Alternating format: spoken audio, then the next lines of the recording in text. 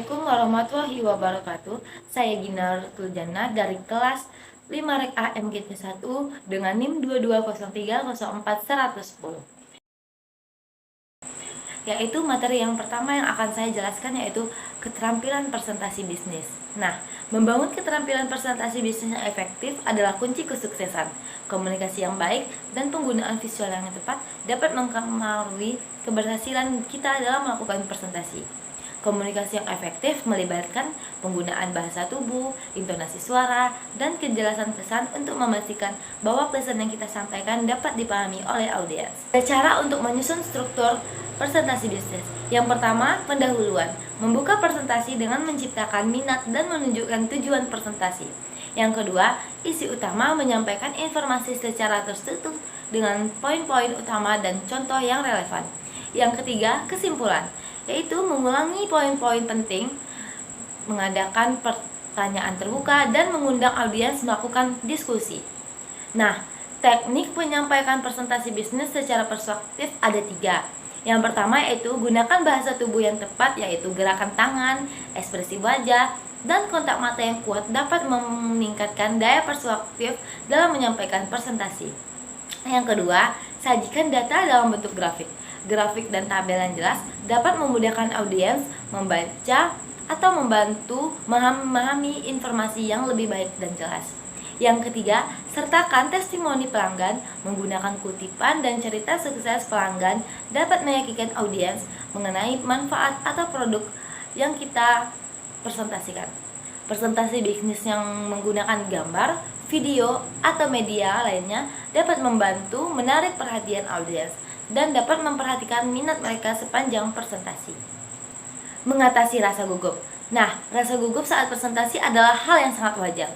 Menyiapkan diri yang baik dan latihan yang cukup dan berfokus pada pesan yang disampaikan dapat membantu kita mengurangi rasa gugup saat presentasi. Percaya diri adalah kunci kesuksesan dalam presentasi.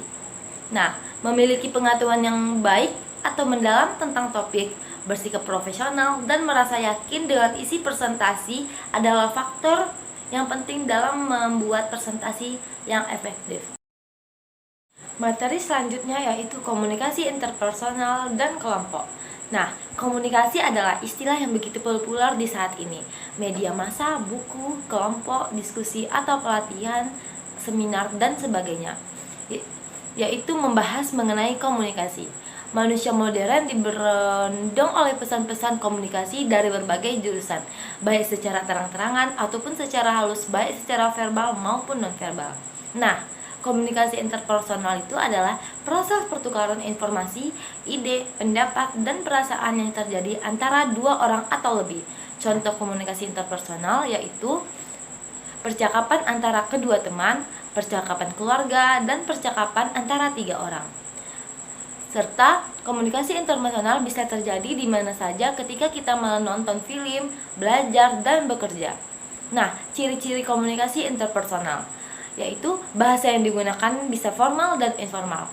Yang kedua, memakai media tertentu, misal telepon, ponsel, dan Gmail. Yang ketiga, dilakukan 2 orang atau lebih. Yang keempat, bersifat terbuka dan komunikatif. Efektivitas komunikasi interpersonal. Yang pertama, keterbukaan. Yang kedua, empati. Yang ketiga, sikap mendukung. Yang keempat, sikap positif. Yang kelima, kesetaraan. Komunikasi kelompok adalah sekumpulan orang yang mempunyai tujuan bersama yang berinteraksi satu sama lain untuk mencapai tujuan bersama, mengenal satu sama lain, dan memandang mereka sebagai bagian dari kelompok tersebut. Nah, klasifikasi kelompok itu ada 2. Yang pertama, kelompok primer, yaitu kualitas komunikasi dalam kelompok primer bersifat dalam meluas. Dalam artinya, menembus kepribadian yang tersembunyi atau menyingkap unsur-unsur yang tersirat. Meluas artinya hanya sedikit kendala yang menentukan rentangan dan cara berkomunikasi.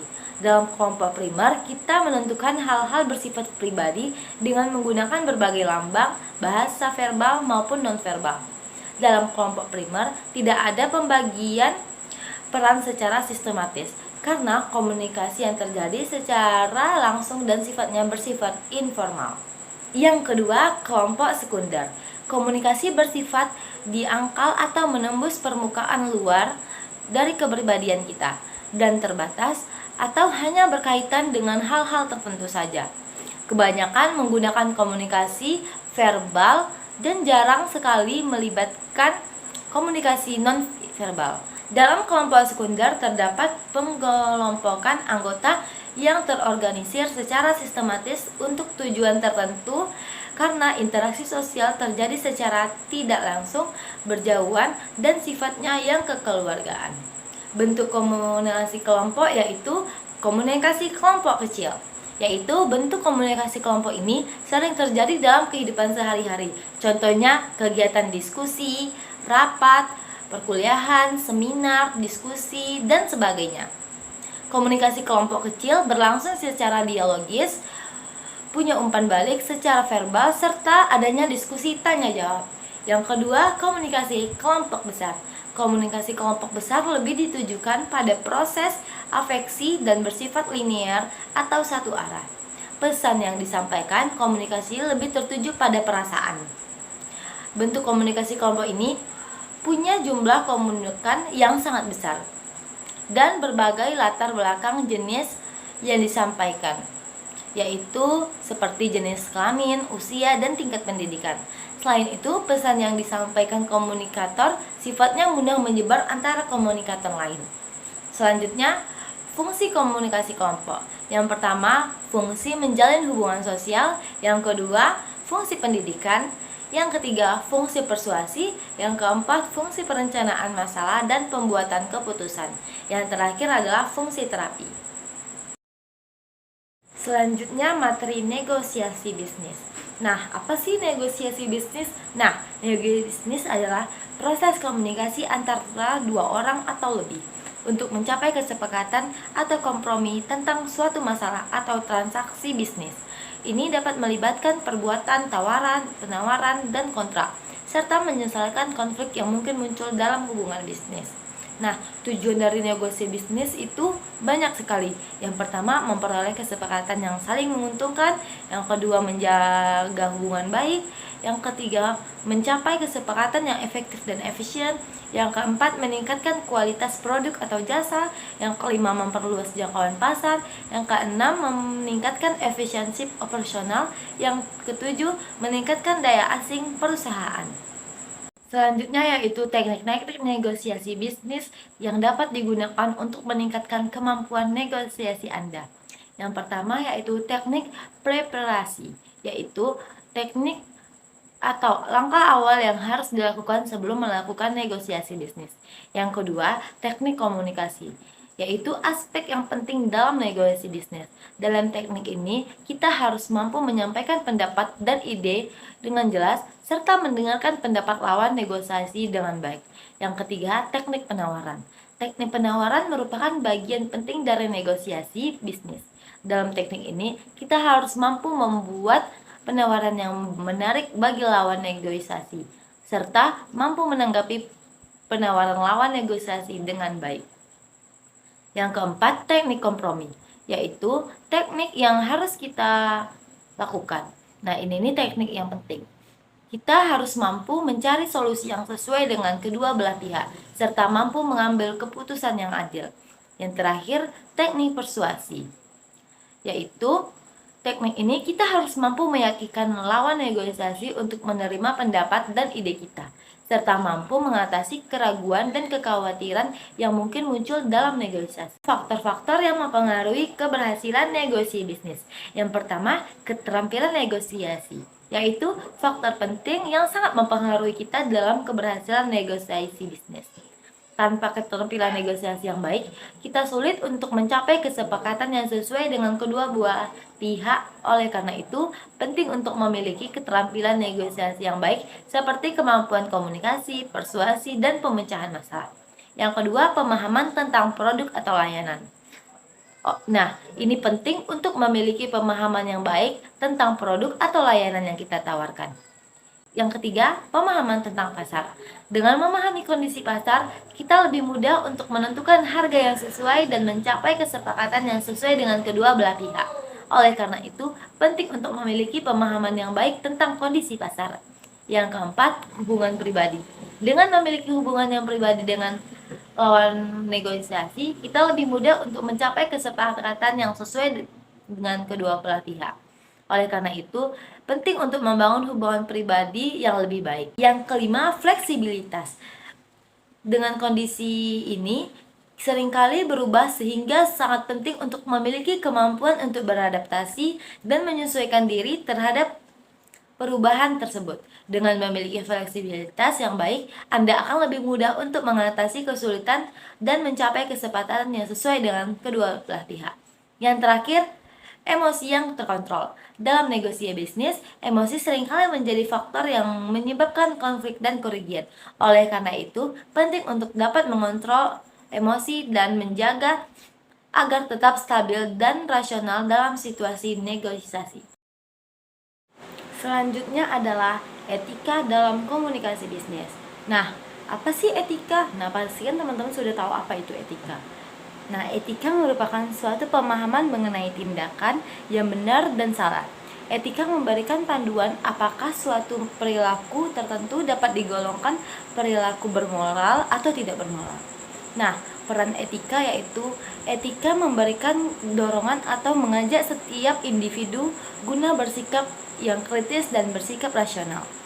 Yang kedua, etika mampu memberikan pengambilan kepada masyarakat guna berkembang menjadi sebuah masyarakat yang teratur, tertib, dan disiplin, serta sejahtera.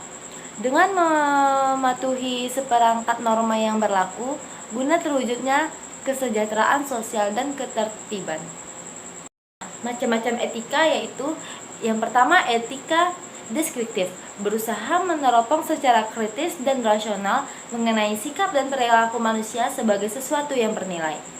Yang kedua, etika normal, berusaha menetapkan sikap dan pola beli perilaku ideal yang seharusnya dimiliki oleh manusia.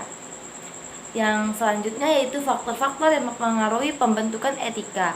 Nah, ini ditentukan oleh faktor internal dan eksternal. Yang pertama, faktor internal, yaitu keadaan dari manusia itu sendiri yang meliputi kognitif, pemahaman ajaran agama atau kecerdasan, latar belakang efektif seperti motivasi, minat, sikap, konsep diri, dan kemandirian. Yang kedua, faktor eksternal, keadaan yang berasal dari luar diri manusia yang meliputi pendidikan di lingkungan keluarga, pendidikan sekolah, dan lingkungan masyarakat. Salah satu aspek yang turut memberikan saham dan terbentuknya faktor eksternal. Nah, etika bisnis adalah sistem dari prinsip besar dan filosofi perusahaan sebagai acuan dan berhubungan dengan lingkungan internal dan eksternal. Etika bisnis mengatur hubungan antara perusahaan dengan publik, pelanggan, pesaing, pemasok, penyalur, pemegang saham perusahaan, afiliasi, prinsipal, investor, penyelenggara negara, masyarakat, dan media massa. Etika kerja merupakan nilai yang dianut secara perorangan yang termasuk ke dalam etika hubungan antara karyawan dan perusahaan.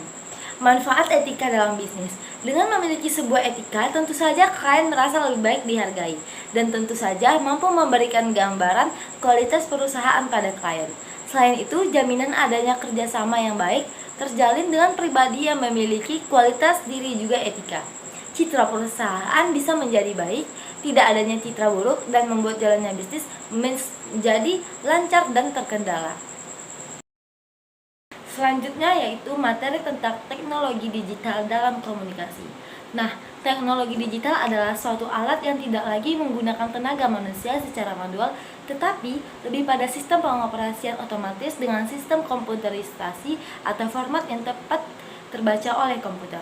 Nah, situs yang bisa kita lakukan untuk jejaring sosial yaitu Facebook, Twitter, Instagram, WordPress, Blogger, dan terakhir MySpace.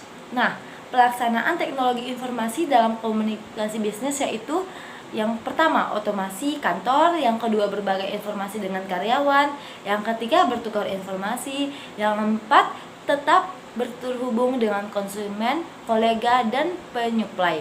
Yang kelima, menjalin kerjasama atau berkolaborasi. Yang keenam, menciptakan dan mengembangkan produk dan jasa. Yang ketujuh, menghemat biaya. Yang kedelapan, memudahkan akses informasi dan komunikasi. Manfaat mempelajari penggunaan teknologi informasi dalam komunikasi bisnis. Yang pertama, memperoleh, mengenal, serta mengerti definisi teknologi informasi.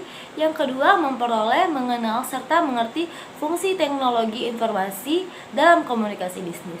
Yang ketiga, memperoleh, mengenal, serta mengerti alasan penggunaan teknologi informasi dalam komunikasi bisnis.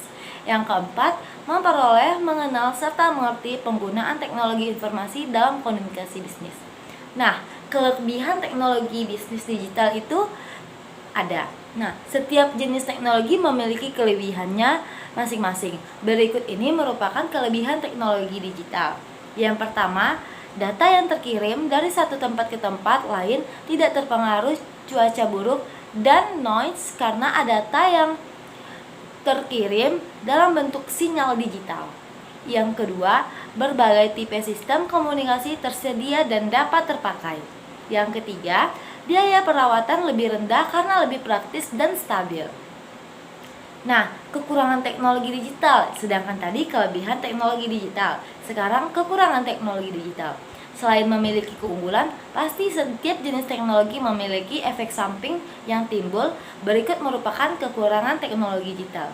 Yang pertama, kesalahan yang mungkin terjadi pada saat mengubah sinyal analog ke digital. Yang kedua, kemungkinan tercurinya data digital yang penting seperti nomor rekening, data pekerjaan, dan lain-lain. Yang ketiga, membuat ketergantungan yang berlebihan pada penggunaannya yang dapat menghambat kemampuan empati dan sosial secara nyata. Sekian materi tentang penjelasan saya tentang komunikasi bisnis digital. Apabila ada kesalahan, mohon dimaafkan. Wassalamualaikum warahmatullahi wabarakatuh.